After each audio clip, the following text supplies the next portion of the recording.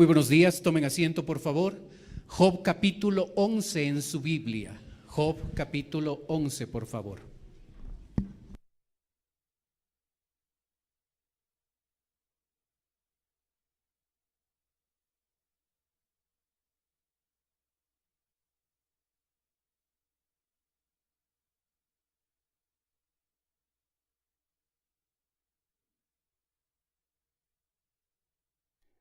Vamos a empezar desde el versículo 1, por favor. Job capítulo 11, empezando en el versículo 1. Antes de leer, vamos a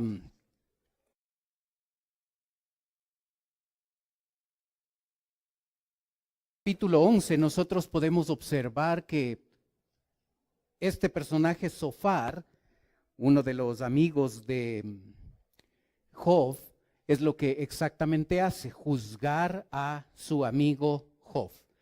Los dos primeros versículos dicen: respondió Zofar, namatita, y dijo: las muchas palabras no han de tener respuesta, y el hombre que habla mucho será justificado.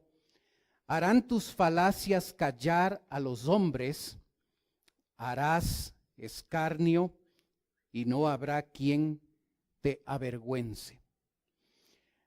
En los tres primeros versículos, a través de 4 preguntas, Zofar quiere mostrar su desaprobación a las palabras dichas por Job. Está desaprobando lo que Job ha dicho en los capítulos 9 y 10. Zofar, el amigo de Job, le va a acusar a este de tener vana palabrería. Observen el versículo 2, las muchas palabras no han de tener respuesta, y el hombre que habla mucho será justificado. Este hombre Zofar observa que para él Job es un charlatán. Job es una persona que hasta este momento lo único que ha hecho es usar vana palabrería para defenderse y para mantenerse en la posición que, según Job afirma, es su inocencia. Cuando una persona critica a otra, va a criticar lo que el otro dice. Es la base de juzgar, la base de criticar. No estoy de acuerdo con otra persona en una situación y ese desacuerdo puede llegar a mostrarse a través de una crítica, de un juzgamiento de las palabras que otro está utilizando.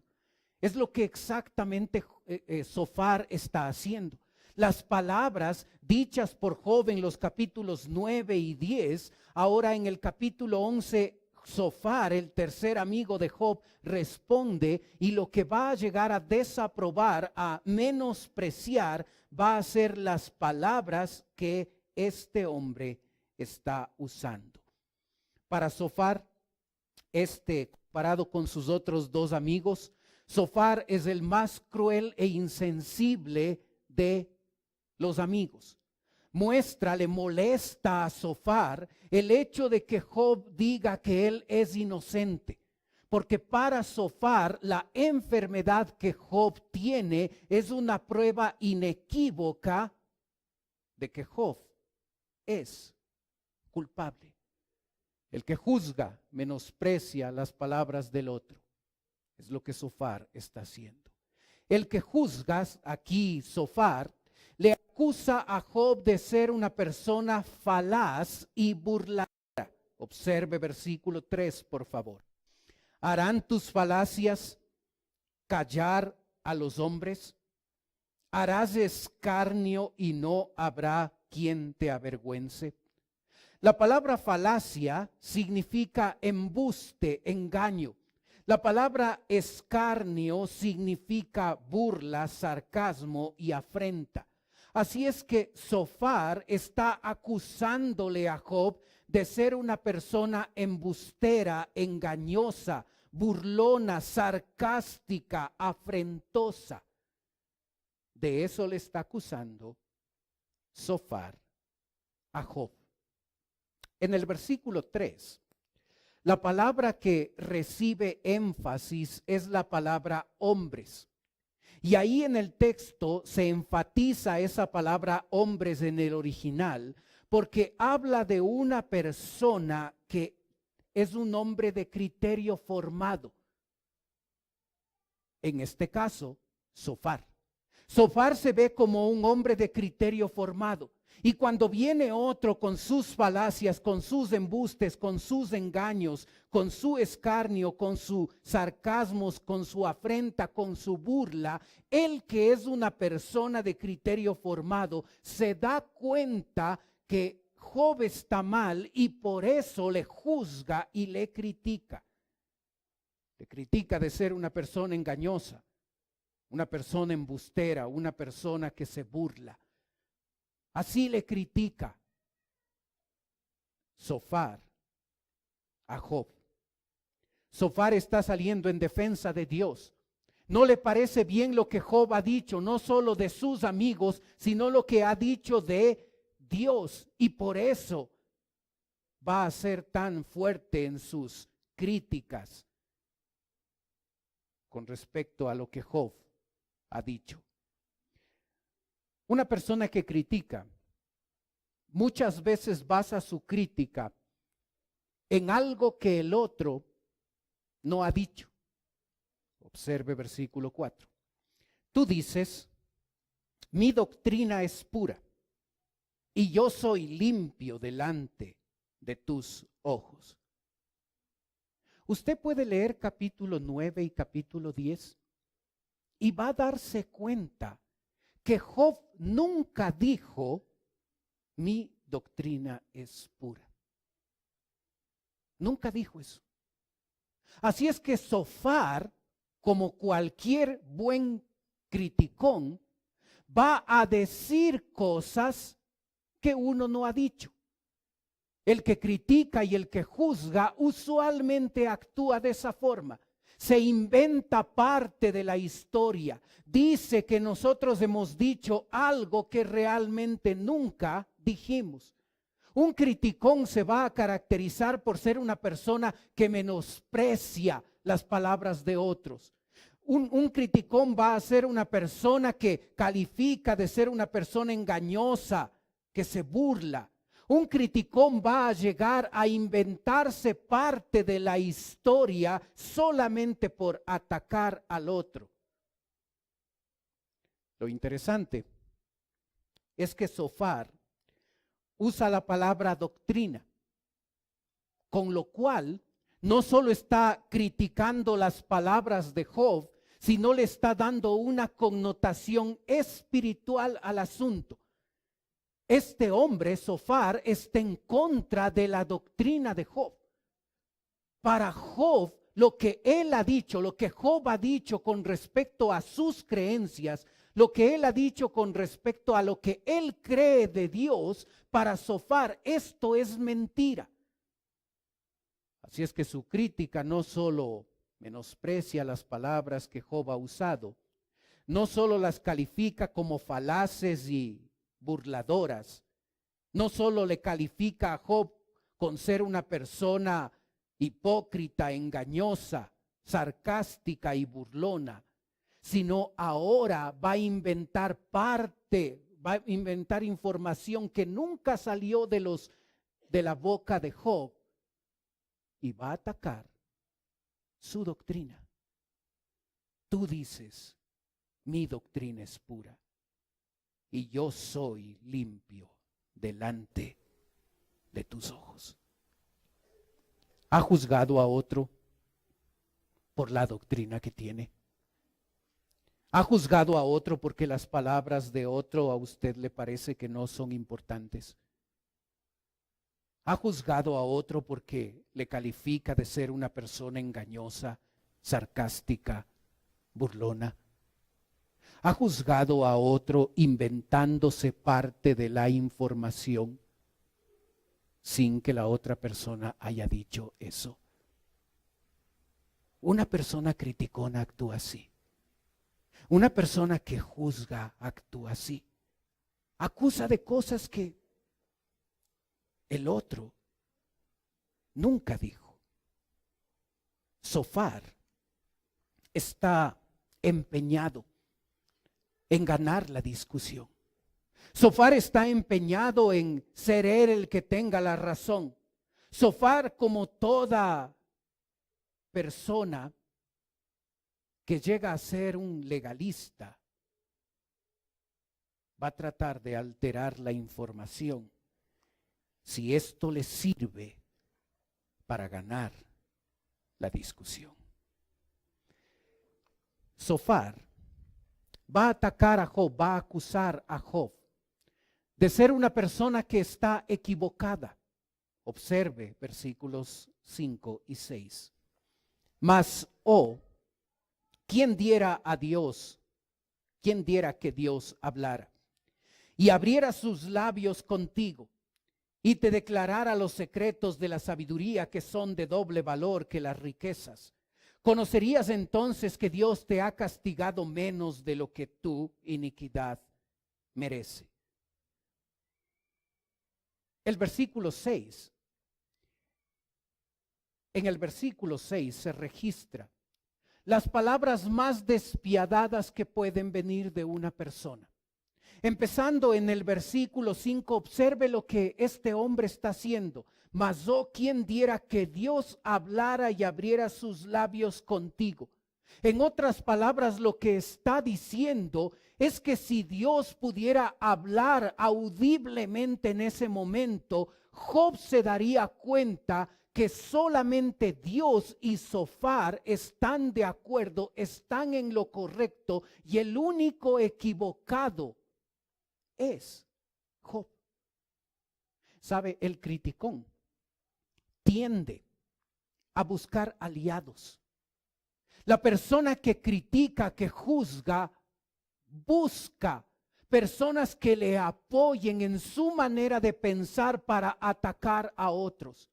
La pretensión de Zofar es tal que se pone en un nivel de orgullo de tal magnitud que está diciendo: Dios y yo estamos en lo correcto, tú estás equivocado, Job. Él se pone al nivel de Dios. Si Dios hablara, Job, tú te darías cuenta que el único equivocado aquí eres tú. Si Dios pudiera comunicarse audiblemente en este momento, si Dios se comunicaría audiblemente en este momento, tú te darías cuenta que los que están en lo correcto somos Dios y yo, porque tú estás equivocado.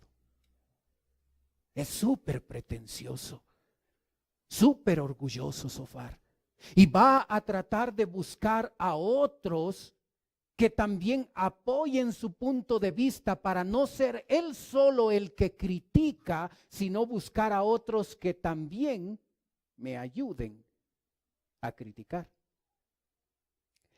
En medio de todas estas palabras equivocadas de parte de Zofar, observe el versículo 6.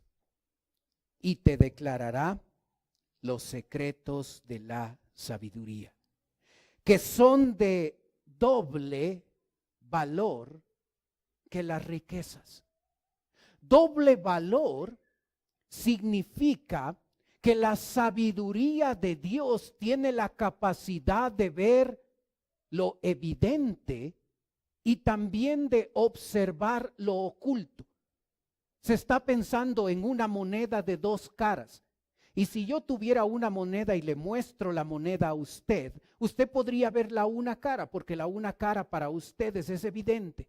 Usted no podría ver la cara de atrás de la moneda, porque esa la podría ver yo. Pero la sabiduría de Dios tiene la capacidad de ver lo que es obviamente visible, pero también lo que está atrás, lo que está oculto. Zofar alaba la sabiduría de Dios. Y cuando lo dice muy bien, porque está de acuerdo con ese concepto de que la sabiduría de Dios es de doble valor, es decir, Dios puede ver los dos lados de la historia. El que juzga no. Y es por eso que no deberíamos juzgar.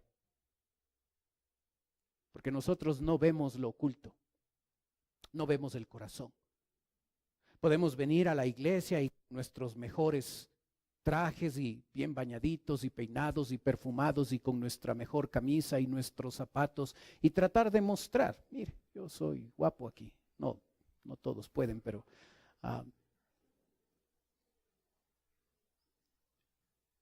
Dios no mira solo lo superficial. Y en algo que Sofar tiene razón, es que la sabiduría de Dios puede ver los dos lados.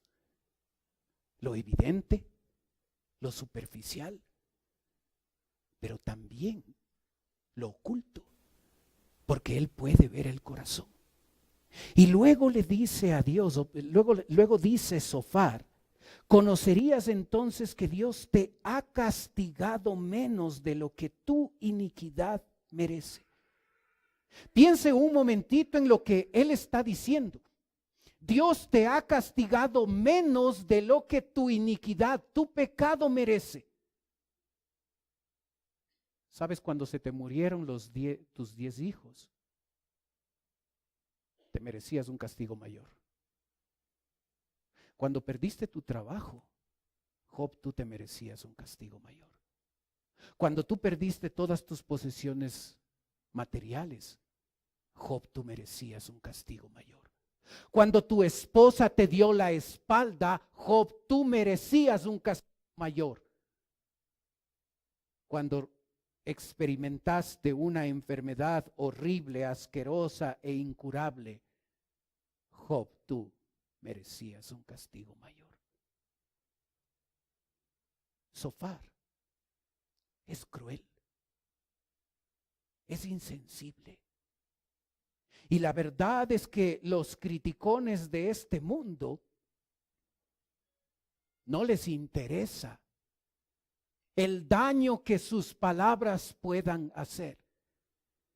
No les interesa saber el otro lado de la historia, no les interesa otros detalles. Aquella persona que está acostumbrada a juzgar y a criticar va a llegar a desvalorizar las palabras de otro, va a menospreciar a otro, va a llegar a calificarle como una persona engañosa, burladora, sarcástica, va a llegar a inventarse parte de la historia, va a buscar a otros que le apoyen en su trabajo de juzgar, va a llegar al punto de ser insensible, incluso cruel a la hora de juzgar a otros.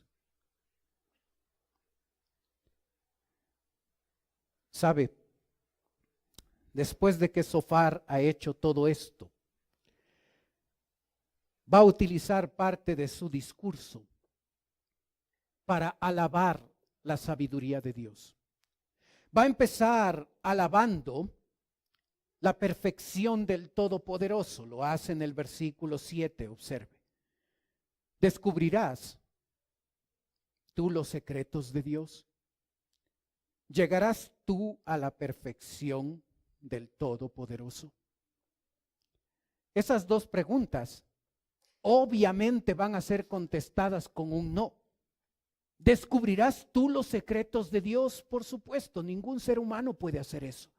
¿Llegarás tú a la perfección del Todopoderoso? Por supuesto, nosotros no podemos llegar a ese nivel, porque nuestro Dios es incomparable.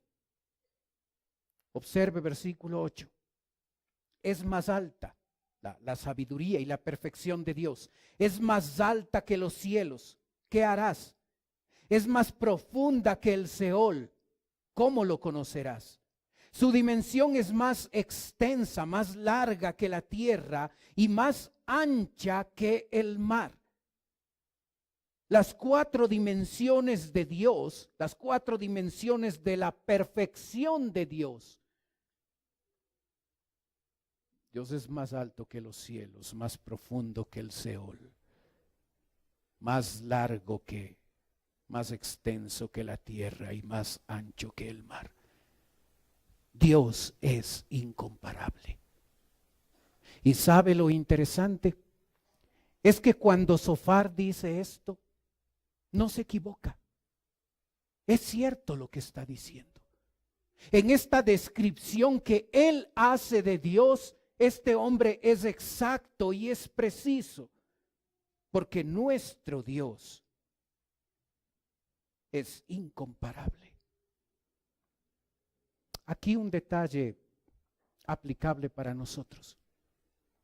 Nosotros no podemos comprender la profundidad de Dios. Nosotros no podemos entender por qué Él hace cierta cosa en el mundo y no actúa de manera en la que nosotros quisiéramos que actúe. Y nosotros como seres humanos, como hijos de Dios, tenemos la bendición de tener la palabra de Dios para que al escudriñarla poder comprender un poco de lo que es Dios, pero aún el más estudioso de la palabra de Dios se va a llegar a dar cuenta que Dios es incomparable.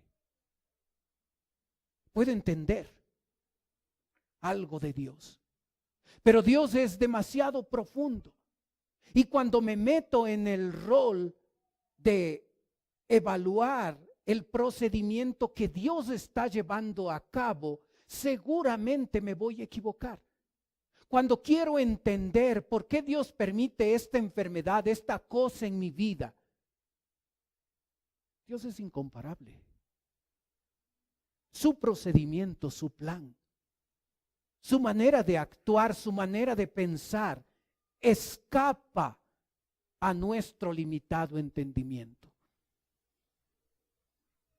Job tendrá que aprender esto. Job tendrá que darse cuenta que hay una limitación real para nosotros los seres humanos. Eso no debe desanimarnos de estudiar la palabra de Dios, más bien deberíamos profundizar todo lo que podamos para entender cada vez mejor a Dios. Pero Dios es más alto que los cielos, más profundo que el Seol, más extenso que la tierra y más ancho que el mar.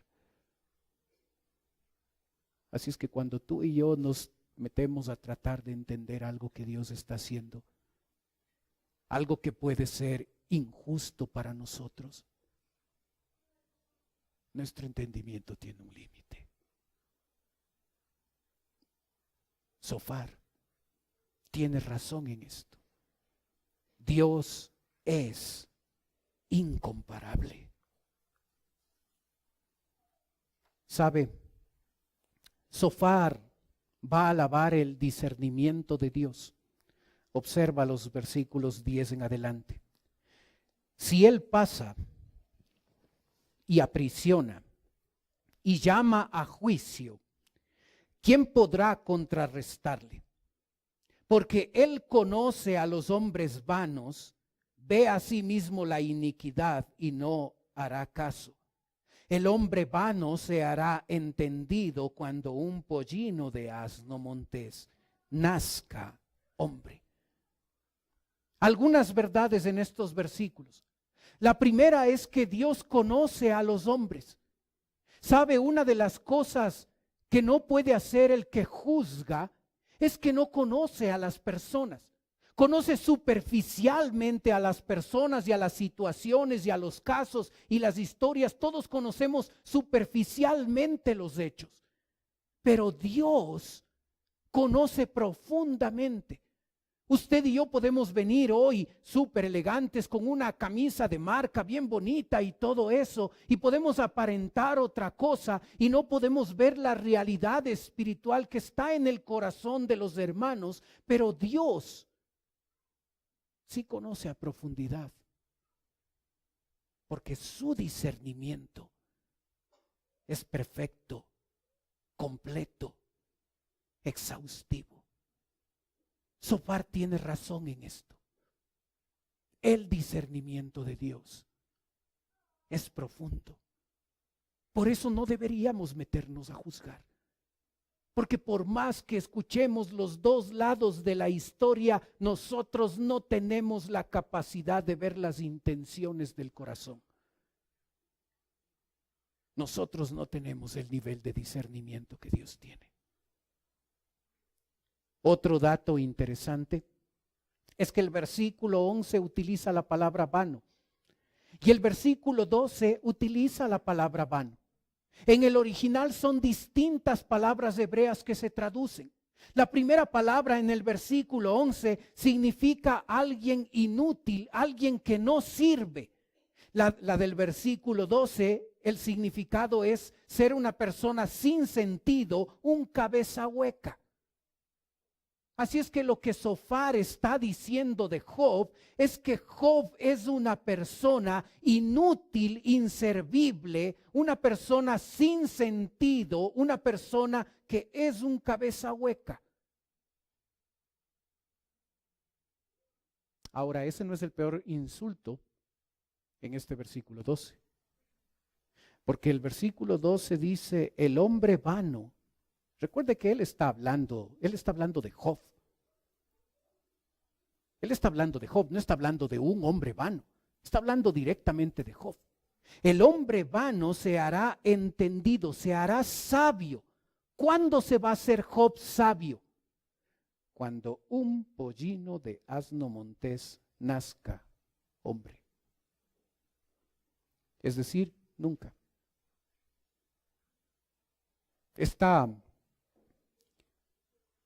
Zofar está repitiendo un proverbio popular en ese tiempo.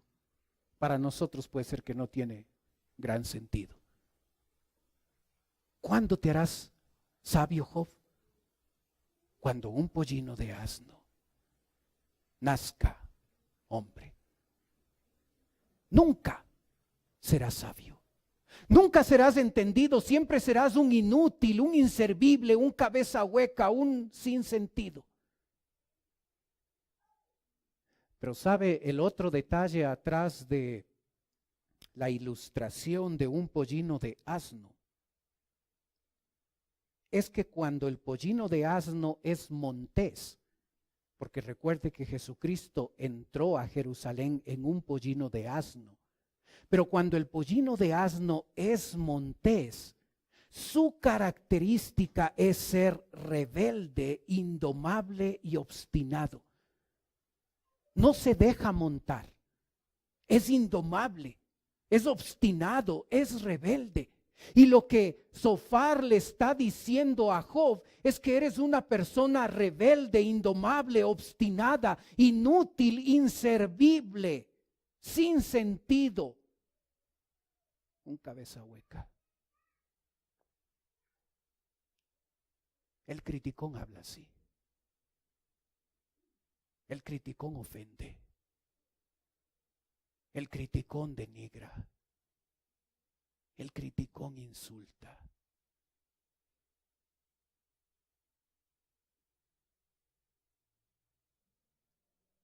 ¿Te das cuenta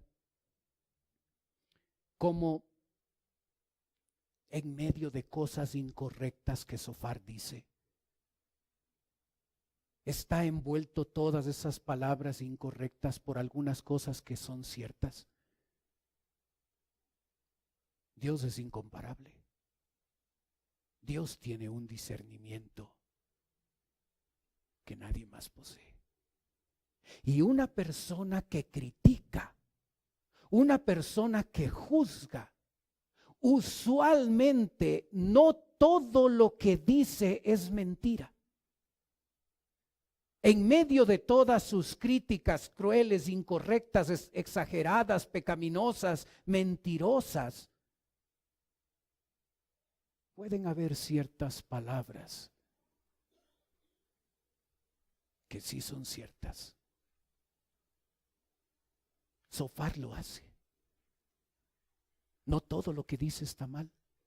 Cuando él habla de Dios y de la sabiduría de Dios y de la perfección de Dios y del discernimiento de Dios, todo está bien. Es correcto lo que él, es bíblico lo que él está diciendo.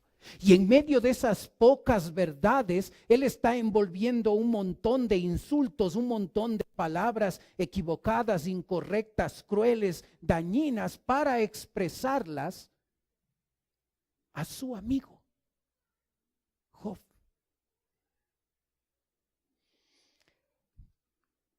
Como todo buen crítico, como toda persona criticona más bien, el criticón siempre tiene la solución al problema. Generalmente no solo nos juzga, nos critica y habla mal y todo eso, sino que Él sabe, Él tiene la solución para que nosotros resolvamos los problemas. Sofar no es diferente. Observe cómo Sofar va a llegar a expresar la solución para el problema que Job tiene. Versículos 13 y 14. Si tú dispusieres tu corazón y extendieres a él tus manos, si alguna iniquidad hubiere en tu mano y la echares de ti, y no consintieres que more en tu casa la injusticia. Los versículos 13 y 14 son un llamado urgente al arrepentimiento. Es lo que Sofar está haciendo. Está hablando de que Job debería arrepentirse, porque en el momento en que él confiese su pecado, admita su culpa, entonces Dios le perdonará y su situación lamentable cambiará. Un detalle importante.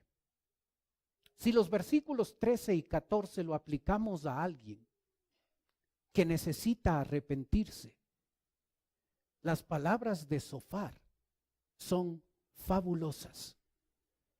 El detalle que Sofar no se ha dado cuenta es que Job es inocente. Él no ha cometido un pecado y por ese pecado ahora Dios le ha castigado con todo lo que le está pasando a Job. Pero si aplicamos verso 13 y 14 a un hijo de Dios que necesita volver al Señor, o a una persona que no conoce del Señor, Sofar está haciendo una descripción tremenda del verdadero arrepentimiento bíblico. Observa 4 elementos importantes en ese arrepentimiento. Dispusieres. Verso 13. Si tú dispusieres. Esa palabra significa ordenar, poner en orden. Si tú dispusieres tu corazón. La palabra corazón está hablando de todo el ser. Está hablando de la voluntad, está hablando de la manera de pensar, está hablando de la manera de sentir, está hablando de la totalidad de una persona. Si tú pusieras en orden tu manera de pensar, si tú pusieras en orden tu manera de sentir, si tú pusieras en orden tu manera de decidir. Y sabes, una persona que necesita volverse a Cristo, el que no conoce del Señor, o aquel creyente que es un hijo verdadero de Dios, pero que está en pecado y se ha apartado del Señor, lo que esa persona que debe volverse de su pecado debe hacer, debe ordenar su manera de pensar. Debe ordenar su manera de sentir, debe ordenar las decisiones equivocadas, debe ordenar sus pensamientos a la luz de la palabra, debe empezar a tomar decisiones correctas a la luz de la palabra de Dios. Una persona que necesita arrepentirse, un creyente que debe volverse al Señor que está en pecado, debe disponer su corazón, debe ordenar su corazón, empezando a tomar decisiones diferentes, decisiones alineadas con la palabra de Dios. Debe tener pensamientos distintos, no los del mundo, no los de su lógica, sino los de Dios. Una persona que de veras quiere arrepentirse de su pecado va a ordenar su manera de pensar, su manera de sentir, su manera de decidir. Un segundo elemento en el arrepentimiento bíblico: y extendieres a él tus manos. Extendieres. En Oriente, hasta el día de hoy, las personas oran a su Dios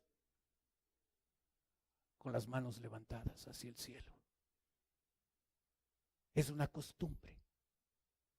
Lo importante es que es lo que está atrás de esa costumbre de orar con las manos levantadas.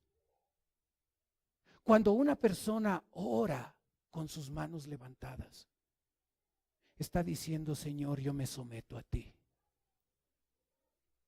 Yo me pongo bajo tu autoridad. Así es que más que el acto mismo de levantar las manos o no, lo que Zofar le está diciendo a Job: necesitas ponerte bajo la autoridad de Dios. Necesitas someterte a Dios. Job no necesita esto, él no ha pecado. Pero aquella persona que necesita volver al Señor, que necesita confesar su pecado, necesita extender sus manos, es decir, ponerse bajo la autoridad de Dios, dejar de estar luchando si esto es correcto, porque si la Biblia lo condena, debo dejar esa cosa, ese pecado, ese hábito. Necesito regresar a Dios, ponerme bajo la autoridad de Él, ponerme bajo lo que Él quiere para mi vida.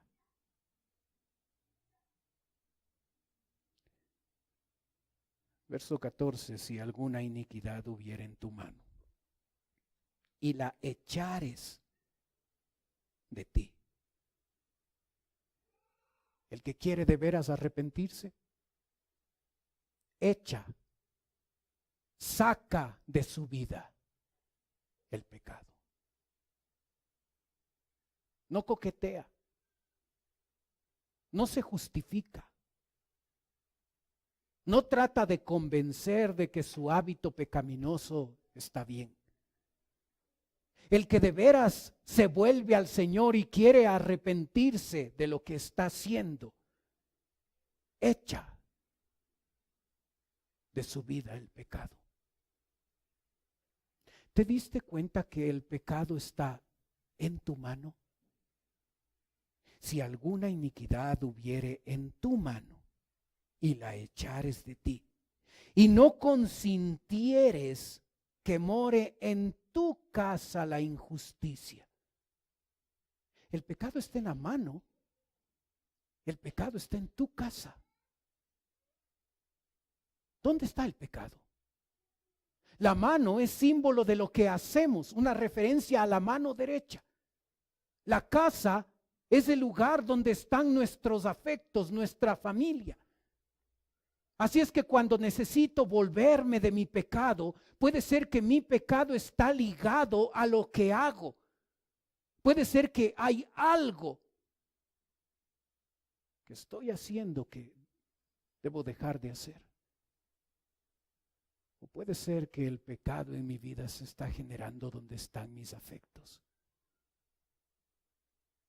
En lo que hago o en lo que siento. ¿Con qué está ligado el pecado? En el caso particular de cada uno de nosotros. ¿Con lo que hacemos? ¿Es nuestro trabajo, es nuestro oficio donde está lo pecaminoso? ¿Es donde están nuestros afectos? ¿Dónde está nuestro pecado? ¿No estamos casados? ¿Tenemos una enamorada, un enamorado no cristiano? Ahí está nuestro problema, nuestros afectos. En el dinero, ahí está nuestro afecto, ahí está el problema.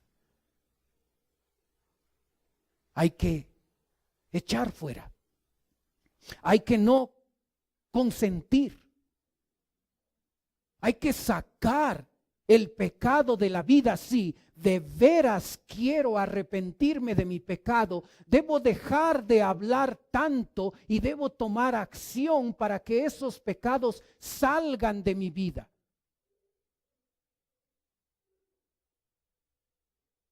Mateo 4 diría: haced frutos dignos de arrepentimiento. Haced frutos. No dice palabras, frutos, acciones, frutos dignos de arrepentimiento. El que quiere de veras volverse a Dios necesita empezar a ordenar su vida necesita empezar a ordenar sus decisiones a la luz de este libro. Necesita empezar a pensar diferente, dejar esa manera lógica, correcta, mundana de pensar y ajustar sus pensamientos a la palabra. Necesita echar fuera el pecado. No consentir, no dejar que more, no dejar que se sienta cómodo el pecado. Morar significa eso, sentirse como en el hogar. Y a veces nosotros hemos dejado que ciertos pecados se sientan muy bien en nuestra vida. No solo hemos coqueteado con eso, no solo hemos caído una vez, es parte de la vida. No consientas que more en tu casa la iniquidad. Las palabras de Zofar, aplicadas a una persona que está en pecado, aplicadas a una persona que no conoce de Cristo y debe volverse a su Señor, es un sermón excelente, exacto, bíblico, sumamente descriptivo.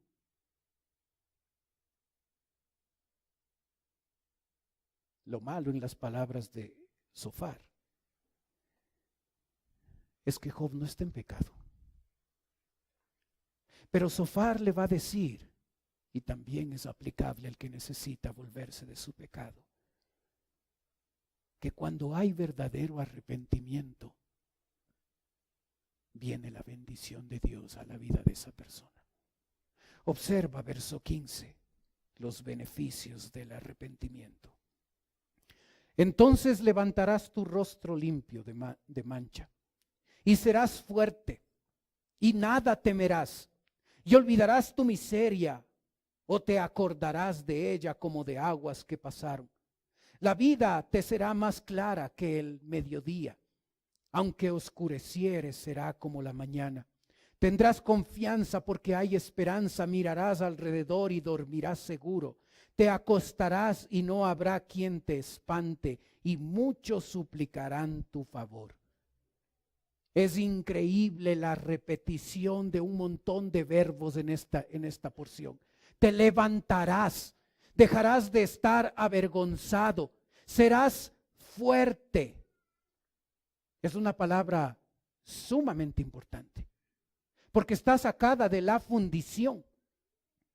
Esa palabra fuerte significa, hace referencia a que un material, después de estar en la fundición y de un proceso donde se sube la temperatura y se hace alianzas con otros metales, ese metal original puede llegar a adquirir una fortaleza tremenda.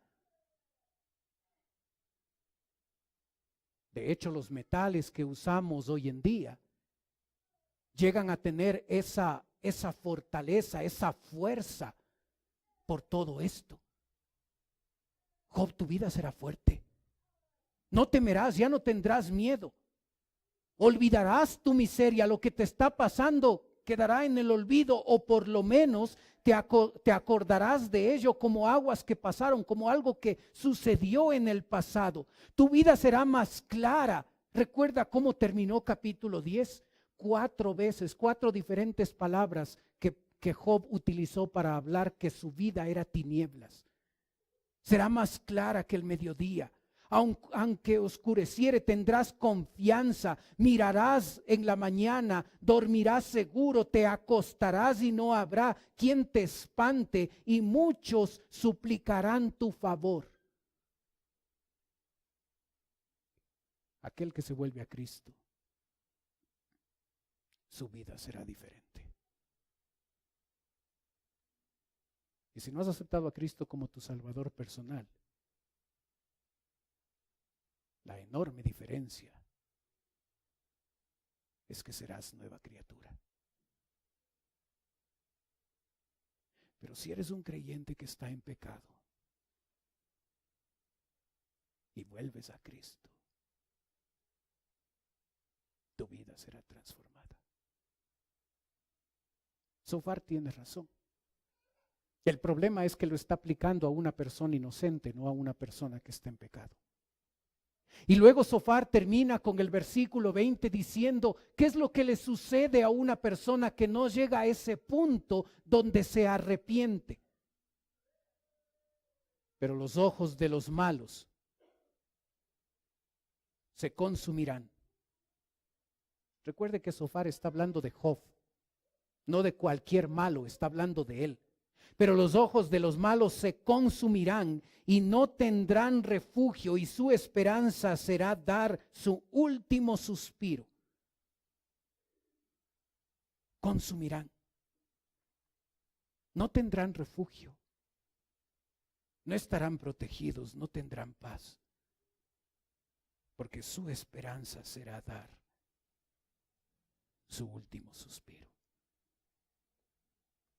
Hay consecuencias para aquellos que no llegan al punto de arrepentirse. Para aquel que no es hijo de Dios y no se arrepiente, su destino eterno está en un lago de fuego.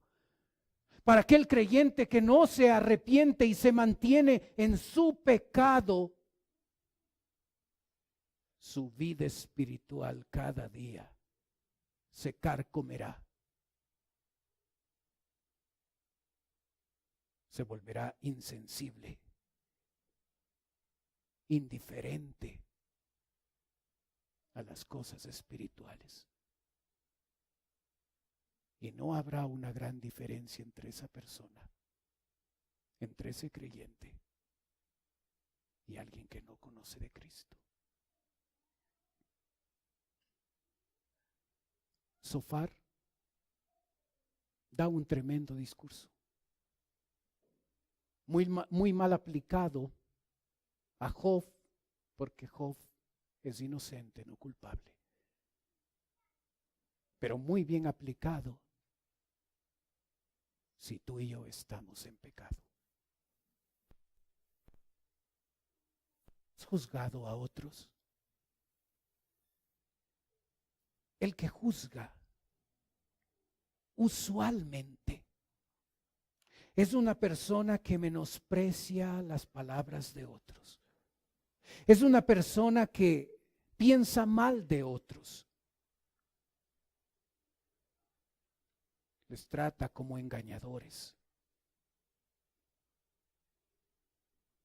El que juzga a otros no tiene problema de inventarse parte de la historia. Tú dices, mi doctrina es pura. El que juzga a otros se vuelve muchas veces cruel. Te han castigado menos de lo que te merecías. Insensible. El que juzga a otros muchas veces mezcla entre tantas mentiras y tantas cosas mal dichas, algunas cosas que son ciertas. Y en medio de este discurso tan equivocado de Zofar, Zofar sí llega a meter ciertas verdades en sus palabras. El que critica a otros generalmente tiene la solución que necesitas. ¿Sabías que la palabra juzgar o sus sinónimos aparecen más de 2000 veces en la Biblia? El 99,9%, la persona que cumple la función de juzgar es Dios. Y solo ese 0,01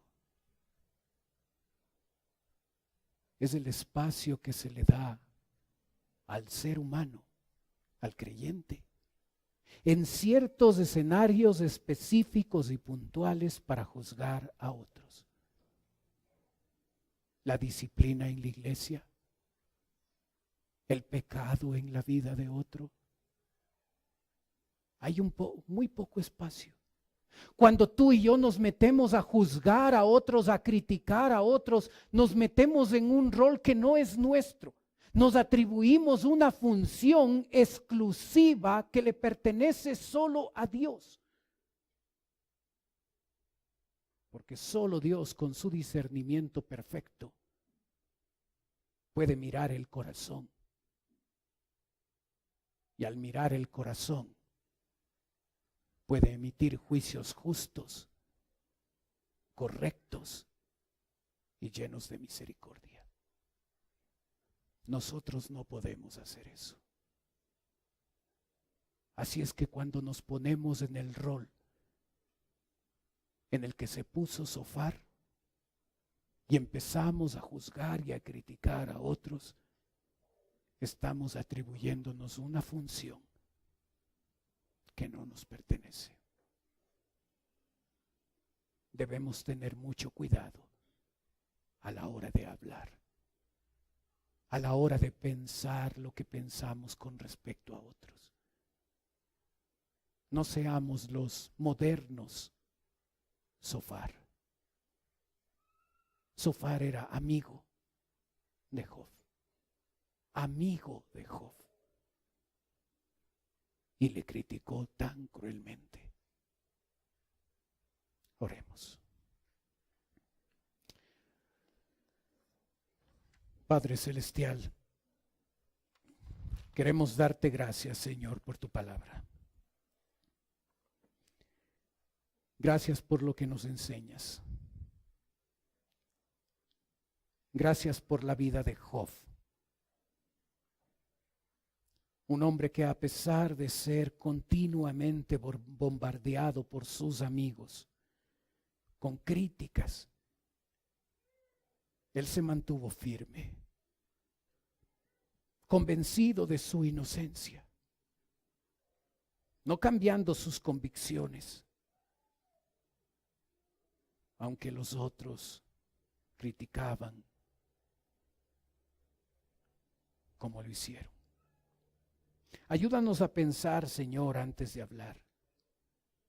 Ayúdanos a tener cuidado de ponernos en el rol de juzgar sabiendo que eso solo te pertenece a ti. Ayúdanos, Padre, a ser cuidadosos. Ayúdanos a darnos cuenta que las críticas no son un defecto de nuestro carácter, son un pecado delante de ti. Ayúdanos, Padre, a tener cuidado a la hora de pensar, a la hora de hablar de otras personas. Pedimos tu bendición. Mientras usted sigue orando, por favor. Puede ser que esta mañana nos está visitando alguien por primera vez. Y si ese es su caso, y usted que viene por primera vez quisiera permitirnos orar por usted, con toda confianza levante un ratito su mano. Con eso me está diciendo: pastor, vengo por primera vez, ore por mí. ¿Hay alguien así esta mañana?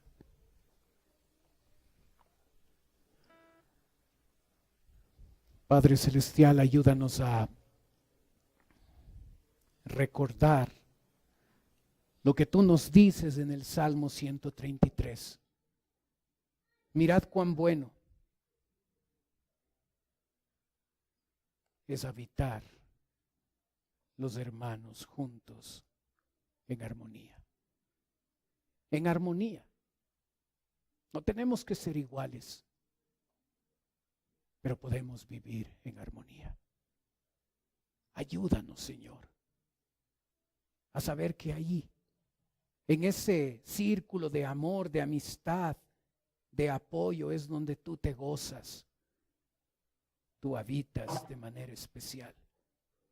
Ayúdanos a amarnos de esa forma, Señor. Ayúdanos a recordar que es bueno y delicioso habitar los hermanos juntos en armonía. Ayúdanos a sacar la crítica de nuestra vida. Pedimos tu bendición. Oramos en el nombre de Cristo Jesús. Amén. Puestos de pie, cantemos, por favor.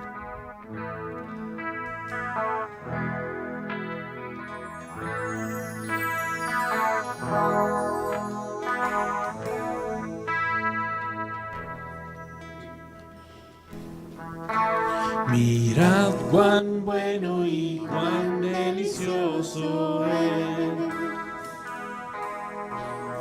Mirad cuán bueno y cuán delicioso es.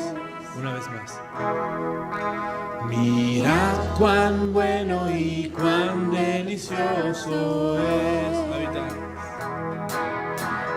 Habitar los hermanos juntos en armonía, porque allí envía Jehová bendición y vida eterna, porque allí envía Jehová bendición. Mirad, mirad cuán bueno y cuán delicioso es. Mirad cuán bueno. Mirad cuán bueno y cuán delicioso es. Mirad cuán bueno. Mirad cuán bueno y cuán delicioso es. Habitar. Habitar los hermanos juntos en armonía, porque allí envía Jehová bendición y vida eterna, porque allí envía Jehová bendición. Porque allí envía Jehová bendición y vida eterna, porque allí envía Jehová bendición. Mirad cuán bueno. Mirad cuán bueno y Cuán delicioso es.